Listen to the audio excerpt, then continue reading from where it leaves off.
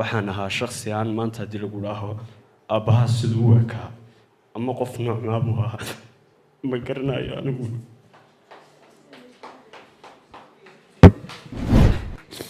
laanteed lama kacay laanteed lama kasay laanteed lama kobcay keliyaha lagu dhiiraday agoonnimo nagu korshay kadeedkaad nala martiyo kacaa kufki waan ogeyn xaqaaga